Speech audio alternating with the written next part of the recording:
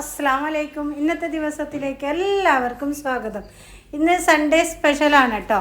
അതായത് ആങ്ങളമാർ രണ്ടുപേരും ഒരുമിച്ചുള്ള ദിവസമാണെന്ന്. അപ്പോൾ നമ്മൾ വിചാരിച്ചു നല്ല അടിപൊളി ഫിഷ് ബിരിയാണി ഉണ്ടാക്കാമെന്ന്. അങ്ങനെ പുഴമീനാണ് കേട്ടോ. അമൂർ എന്നാണ് ഈ മീനിൻ്റെ പേര്. നല്ല സൂപ്പർ മീനാണ്.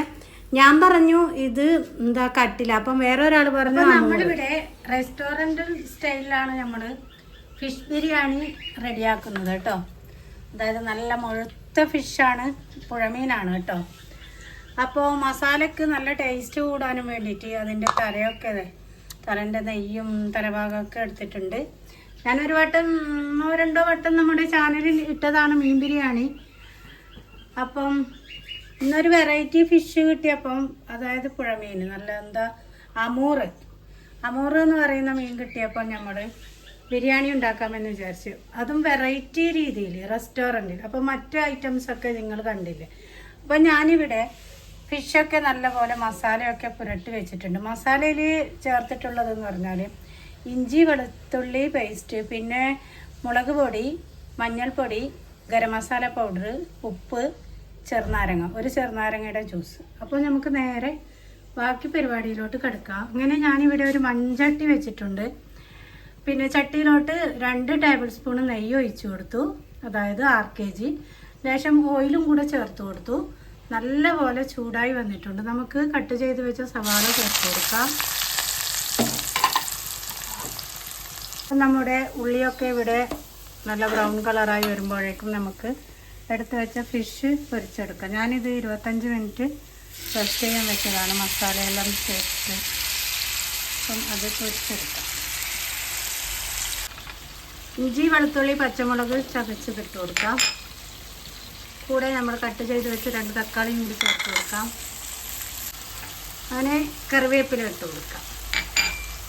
നമ്മൾ എടുത്ത് വെച്ച മല്ലിപ്പൊടി, ഗരം മസാല പൗഡർ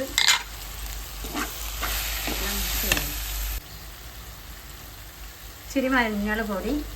ഇനി നമ്മളെടുത്ത് വെച്ച തലൻ്റെ, അതായത് നമ്മുടെ അമൂർ ഫിഷിൻ്റെ തലയിട്ടാൽ നല്ല ടേസ്റ്റാണ് ബിരിയാണിക്ക്. കുറച്ച് ചെറുനാരങ്ങയുടെ ജ്യൂസ്.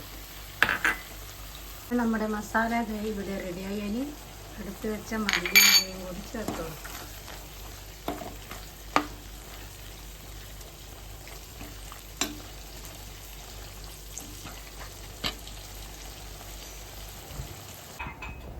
അങ്ങനെ നമ്മൾ നെയ്ച്ചോറ് റെഡിയാക്കുവാണ്. അരിയെല്ലാം ഇട്ട് കൊടുത്തു. ഇനി അരി വേവട്ടെ. അപ്പോൾ അങ്ങനെ നെയ്ച്ചോറൊക്കെ റെഡിയായി. അപ്പം നമുക്ക് ദമ്മിട്ടെടുക്കാം. ഫസ്റ്റിൽ തന്നെ ഞാൻ മസാല ഇട്ട് കൊടുത്തു. അതിൻ്റെ മുകളിലായിട്ട് നമ്മൾ നെയ്ച്ചോറും കൂടി ഇട്ട് കൊടുത്തു. ഇനി നമുക്ക് എന്താ വേണ്ടേ, പൊരിച്ച് മാറ്റി വെച്ച മീനില്ലേ, അത് ഇങ്ങനെ 2-3 കഷ്ണം വെച്ച് കൊടുക്കണം.